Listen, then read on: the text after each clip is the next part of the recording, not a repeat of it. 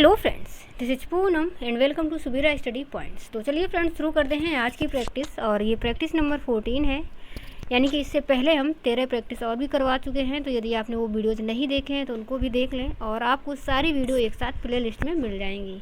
तो चलिए फ्रेंड्स शुरू करते हैं और देखते हैं यहाँ पर पहला क्वेश्चन।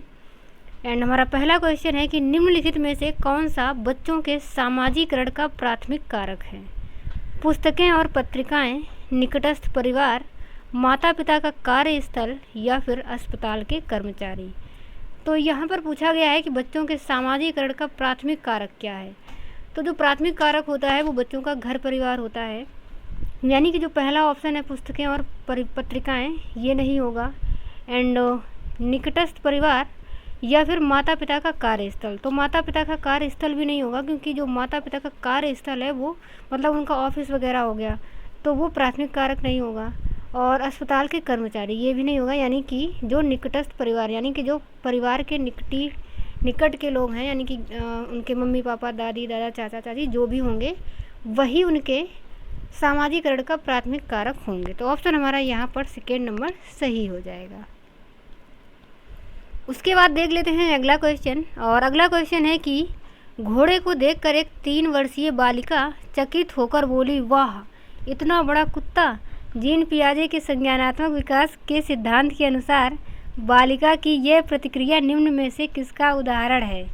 आत्मसातकरण, यानी कि इसी को समावेशन भी कहते हैं, या फिर प्रतीकात्मक, पदार्थ स्थायित्व या स्थगित अनुकरण। तो यदि कोई बालिका एकदम से चौकन्ना हो जाती है और घोड़े को देख करके उसको लगता है कि ये कुत्ता ही है, यानी कि वह घोड़े को ही कुत्ता समझ लेती है, तो ऐसी जो क्रिया होती है वो होता है हमारा आत्मसातकरण, यानी कि समावेशन। उसने घोड़े को ही कुत्ता समझ लिया, यानी कि उसने कोई अंतर नहीं किया दोनों में, तो ये होता है हमारा आत्मसातकरण। उसके बाद हम देख लेते हैं अगला क्वेश्चन। एंड हमारा अगला क्वेश्चन है कि अधिगम प्रक्रिया के बारे में निम्नलिखित में से कौन सा कथन गलत है, यानी कि हमें गलत वाला बताना है। तो देख लेते हैं ऑप्शन। पहला ऑप्शन है कि अधिगम एक निरंतर प्रक्रिया है, तो ये बात सही है, हमें गलत वाला बताना है। अधिगम प्रक्रिया में त्रुटियां और गलतियां अप्रासंगिक हैं, या फिर अधिगम व्यक्तिगत एवं पर्यावरणिक कारकों पर आधारित होता है, तो ये बात भी सही है।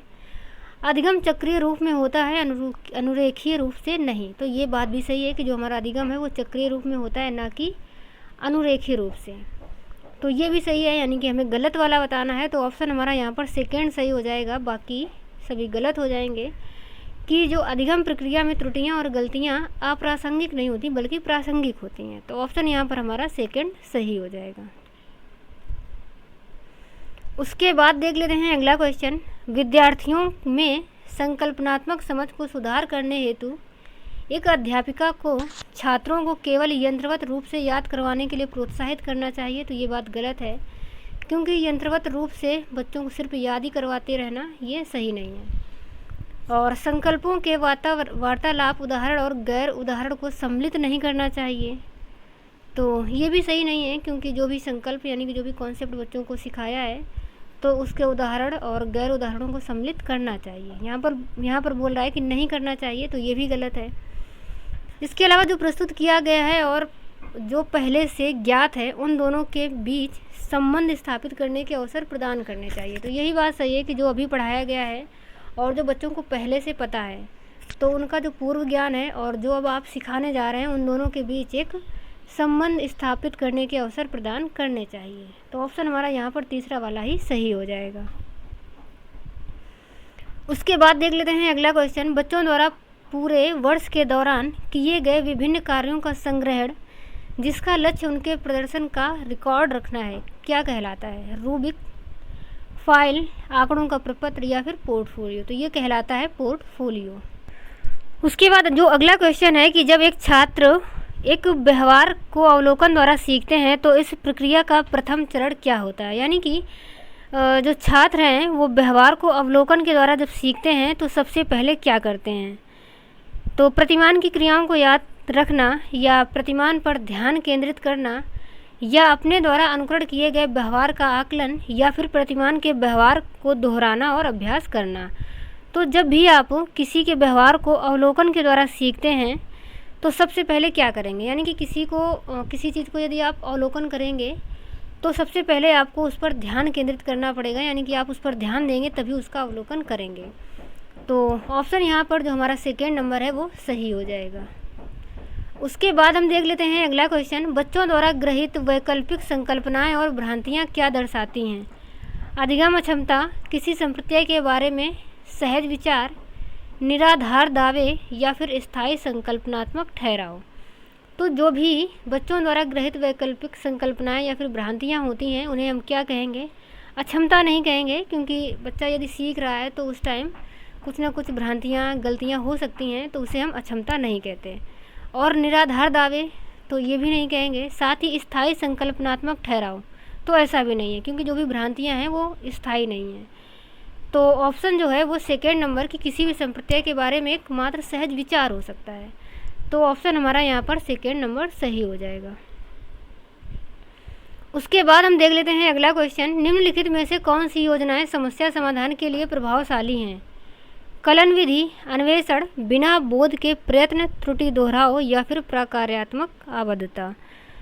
तो यहाँ पर जो कलन विधि है ये भी सही है, अन्वेषण भी सही है, और बिना बोध के प्रयत्न त्रुटि दोहराव यानी कि बिना समझे ही प्रयत्न करते रहना, गलतियों को दोहराते रहना, तो ये सही नहीं है।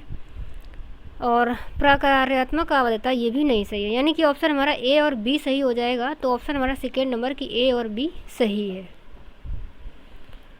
उसके बाद हम देख लेते हैं शारीरिक लक्षण, जैसे आँखों का रंग, ऊंचाई, बालों का रंग। ये मुख्यतः पर्यावरणीय कारक द्वारा सुनिश्चित होते हैं। तो ये पर्यावरण द्वारा नहीं बल्कि वंशानुगत होते हैं, यानी कि जो भी हमारे बालों का रंग, आँखों का रंग या फिर हमारी लंबाई होती है ये हमें वंशानुगत से मिलता है। तो ऑप्शन हमारा यहाँ पर सेकेंड नंबर सही हो जाएगा। अगला क्वेश्चन है कि फातिमा तर्क करती है आपको ईमानदार होना चाहिए क्योंकि इससे माता पिता आप पर गर्व करेंगे। फातिमा कोहल वर्ग के नैतिक चिंतन के किस चरण में है? सामाजिक अनुबंध, अभिनवीकरण, कानून व्यवस्था अभिनवीकरण, अच्छा लड़का अच्छी लड़की अभिनवीकरण या फिर दंड आज्ञा पालन अभिनवीकरण। तो जो फातिमा है वो बोलती है कि आपको ईमानदार रहना चाहिए, इससे जो है माता पिता आप पर गर्व करेंगे, यानी कि वह अच्छा बनना चाह रही है। उसको लगता है कि मैं अच्छा बनूं ताकि हमारी भी तारीफ़ हो। तो यहाँ पर वह अच्छा लड़का अच्छी लड़की की स्टेज में है। तो ऑप्शन हमारा तीसरा वाला सही हो जाएगा। उसके बाद देख लेते हैं अगला क्वेश्चन। एंड अगला क्वेश्चन है कि निम्न में से कौन सा कौशल उच्च श्रेणी का चिंतन नहीं है? विश्लेषण, निरूपण, रचना या फिर प्रत्यास्मरण। तो उच्च श्रेणी का जो चिंतन नहीं है वो होगा प्रत्यास्मरण, यानी कि ऑप्शन हमारा यहाँ पर 4 नंबर सही हो जाएगा, क्योंकि प्रत्यास्मरण से मतलब है कि आप उसी को दोबारा से याद कर रहे हैं। तो जो याद करना होता है वो उच्च श्रेणी का चिंतन नहीं होता। उसके बाद देख लेते हैं अगला क्वेश्चन कि एक शिक्षक कुछ लिखित सामग्री एवं सब्जियों और फलों की तस्वीरों का प्रयोग करते हुए अपने छात्रों से चर्चा करता है।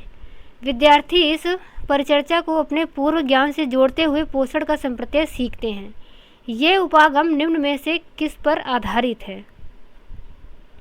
शास्त्रीय अनुकूलन अधिगम पर, पुनर्वलन के सिद्धांत पर, क्रिया प्रसूत अनुकूलन अधिगम पर या फिर ज्ञान के निर्माण पर।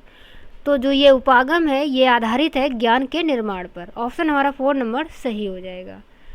उसके बाद हम देख लेते हैं अगला क्वेश्चन, एक ऐसी स्थिति जहां परिणाम अनिश्चित हों लेकिन ध्यान असफलता पर हो, तब बच्चे को कैसा भाव महसूस होगा? ऊब, दुश्चिंता, क्रोध या फिर शर्म। तो ऐसे में एक बच्चे को दुश्चिंता महसूस होती है, यानी कि ऑप्शन हमारा यहाँ पर सेकेंड नंबर सही हो जाएगा। उसके बाद हम देख लेते हैं अगला क्वेश्चन कि बच्चों के विकास के संदर्भ में संवेदनशील चरण से क्या अभिप्राय है? किसी व्यक्ति में विशिष्ट क्षमताओं के उत्थान का इष्टतम चरण, गर्भाधान से जन्म तक का विकासात्मक चरण या फिर शैशवावस्था से प्रारंभिक वयस्क अवस्था में पारगमन का विकासात्मक चरण या किसी व्यक्ति में अंतःस्राव में हुए अचानक परिवर्तनों का विकासात्मक चरण। तो जो संवेदनशील चरण है किसी भी बच्चे के विकास के संदर्भ में, तो वो हो जाएगा कि किसी व्यक्ति में विशिष्ट क्षमताओं के उत्थान का इष्टतम चरण। मतलब यहाँ पर इष्टतम चरण से मतलब ऐसे है कि ऐसा चरण जब उस बच्चे में किसी भी विशिष्ट क्षमताओं का उत्थान हो रहा हो, यानी कि वह सीखने के उस शुरुआती दौर पे हो या किसी भी चीज़ मतलब किसी भी विशेष क्षमता का उसमें उस टाइम विकास हो रहा हो, तो वही इष्टतम चरण कहलाता है। तो वो होती है उस बच्चे की संवेदनशील अवस्था। तो ऑप्शन हमारा यहाँ पर पहला वाला सही हो जाएगा। उसके बाद हम देख लेते हैं अगला क्वेश्चन कि प्रगतिशील शिक्षा में पाठचर्या के उद्देश्य किस चीज़ को महत्व देते हैं। रटन को तो रटने को नहीं देते, सत्ता के प्रति अनुकूलता को भी नहीं देते हैं, आलोचनात्मक चिंतन या फिर प्रत्यास्मरण और सतत अभ्यास ड्रिल पर, तो इस पर भी नहीं देते कि बार बार चीज़ों को याद करवाते रहना है, या फिर सतत अभ्यास से मतलब है कि आप यदि किसी चीज़ का है कि बार बार अभ्यास करवा रहे हैं तो ये भी नहीं करवाना है। यानी कि ऑप्शन हमारा जो तीसरा है कि आलोचनात्मक चिंतन को महत्व देते हैं। उसके बाद देख लेते हैं अगला क्वेश्चन कि निम्न में से कौन सा कथन मूल्यांकन हेतु मानकीकृत परीक्षणों के संदर्भ में सही है। ये छात्रों में चिंतन को प्रोत्साहित करते हैं। तो जो मानकीकृत परीक्षण होते हैं वो चिंतन को प्रोत्साहित नहीं करते। मानकीकृत से मतलब है कि एक मानक निर्धारित कर दिया गया है और उसी पर आपको काम करना है। तो जो मानकीकृत होगा वो चिंतन को प्रोत्साहित नहीं करते, ये सही नहीं है। इसके अलावा मूल्यांकन के सख्त ढांचों संरचनाओं पर आधारित है, या फिर वे अधिगमकर्ताओं की आवश्यकताओं और विविधताओं पर आधारित विभिन्न विधियों का प्रयोग करते हैं। तो ऐसा भी नहीं है कि क्योंकि जो मानकीकृत होते हैं उनका एक मानक निर्धारित होता है, तो वो ऐसे में जो बच्चों की आवश्यकताएं हैं, विविधताएं हैं, उन पर आधारित विभिन्न विधियों का प्रयोग नहीं करते, यानी कि वो अपने मानक पर ही काम करते हैं। तो इस वजह से ये भी सही नहीं होगा। एंड वे मानते हैं कि प्रत्येक व्यक्ति भिन्न गति से सीखता है, तो ये भी सही नहीं है। यानी कि ऑप्शन हमारा यहाँ पर सेकेंड नंबर हो जाएगा कि मूल्यांकन के सख्त ढांचों और संरचनाओं पर आधारित है। तो जो मानकीकृत मूल्यांकन या परीक्षण होते हैं वो सख्त ढांचों और संरचनाओं पर आधारित होते हैं कि जैसे भी मूल्यांकन निर्धारित किए गए हैं वो उसी पर काम करते हैं, यानी कि उसी के हिसाब से काम करते हैं, उसी पर पूरी तरीके से आधारित होते हैं। तो ऑप्शन हमारा यहाँ पर सेकेंड नंबर सही हो जाएगा। और अगला क्वेश्चन है कि कक्षा में बच्चों के अधिगम को सहयोग देने के लिए निम्न में से कौन सी योजना प्रभावशाली नहीं है। संप्रत्यय नक्शों के निर्माण में बच्चों की सहायता, बच्चों को स्मृति सहायक विधियों और खंडीकरण के उपयोग की सीख, या फिर बच्चों को प्रश्नों के उत्तर की निष्क्रिय नकल उतारने के लिए कहना, या बच्चों को अपने सहयोगियों के साथ बैठकर सीखने के लिए प्रोत्साहित करना। तो यहाँ पर ये पूछा जा रहा है कि कौन सी योजना प्रभावशाली नहीं है, यानी कि नहीं वाला हमें बताना है। तो आप लोग देख सकते हैं तीसरा ऑप्शन कि बच्चों को प्रश्नों के उत्तर की निष्क्रिय नकल उतारने के लिए कहना, तो ये प्रभावशाली नहीं रहेगा, यानी कि ऑप्शन हमारा यहाँ पर तीसरा सही हो जाएगा। उसके बाद हम देख लेते हैं अगला क्वेश्चन, शिक्षक अपने छात्र को सीखने के लिए आंतरिक रूप से प्रेरित बने रहने के लिए कैसे प्रोत्साहित कर सकता है। दुश्चिंता और भय पैदा करके, प्रतिस्पर्धा परीक्षण द्वारा, तो प्रतिस्पर्धा भी नहीं करनी है, व्यक्तिगत नैपुण्य लक्ष्यों को निर्धारित करने में उनका सहयोग देकर, या फिर वास्तविक इनाम जैसे टॉफ़ी देकर। तो इनाम ये वाला भी सही नहीं है, यानी कि आंतरिक रूप से यदि प्रेरित करना है तो हमें उनके जो व्यक्तिगत भिन्नताएं हैं उनको ध्यान में रखते हुए उनके लक्ष्यों को निर्धारित करने में उनको सहयोग दे करके उन्हें आंतरिक रूप से प्रेरित किया जा सकता है। तो ऑप्शन यहाँ पर तीसरा वाला सही हो जाएगा। और अगला क्वेश्चन है कि विकास के चरणों के संदर्भ में 2 से 6 वर्ष तक की अवस्थाओं को क्या कहा जाता है। तो जो 2 से 6 वर्ष की अवस्था होती है वो होती है प्रारंभिक बाल्यावस्था, यानी कि ऑप्शन हमारा यहाँ पर पहला वाला ही सही हो जाएगा। उसके बाद देख लेते हैं अगला क्वेश्चन, लेव वाइगोस्की के निकटस्थ विकास का क्षेत्र सिद्धांत में शब्दावली निकटस्थ दर्शाती है कि दी गई सहायता शिक्षार्थी की वर्तमान दक्षता की तुलना में कुछ नीचे है। तो देख सकते हैं कि जो दी गई सहायता, यानी कि सहायता यदि किसी को दी जा रही है तो जो वर्तमान दक्षता होगी उससे फिर वो कुछ नीचे नहीं होगी, यानी कि सहायता देने का मतलब है कि फिर वो कुछ ना कुछ आगे बढ़ेगा। तो कुछ नीचे है, ये सही नहीं है। और अगला ऑप्शन है कि कुछ ऊपर है, उसी स्तर पर है, या फिर बहुत ऊपर है। तो ये भी नहीं कह सकते कि बहुत ऊपर है, बट सहायता दी गई है तो कुछ ना कुछ तो ऊपर है। तो ऑप्शन हमारा यहाँ पर सेकेंड नंबर सही हो जाएगा। और साथ ही उसी स्तर पर है, ये भी नहीं होगा, क्योंकि सहायता दी गई है तो वो थोड़ा बहुत आगे बढ़ा होगा, उसी स्तर पर नहीं है, ये भी सही नहीं है। पहला भी गलत है और फोर्थ भी गलत है, यानी कि ऑप्शन हमारा सेकेंड नंबर की कुछ ऊपर है, ये सही हो जाएगा।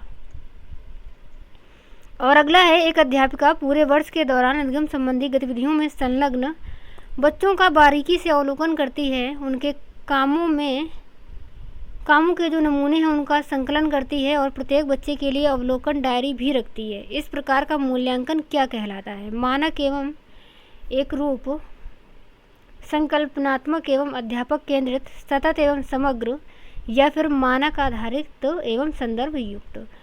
तो जो शिक्षिका है वो बारीकी से बच्चों का अवलोकन करती है और उनके जो भी कार्य हैं उनका संकलन भी करती है, मतलब पूरे साल वह ऐसा करती है, तो पूरे वर्ष के दौरान करती है, इस वजह से वो हो जाएगा सतत एवं समग्र, यानी कि वह सतत यानी कि कंटिन्यू करती रहती है और उसके जो भी कार्य हैं और बच्चों का बारीकी से अवलोकन करती है, इसका मतलब कि वह बच्चों का समग्र अवलोकन भी कर रही है। तो ऑप्शन हमारा यहाँ पर तीसरा वाला सही हो जाएगा।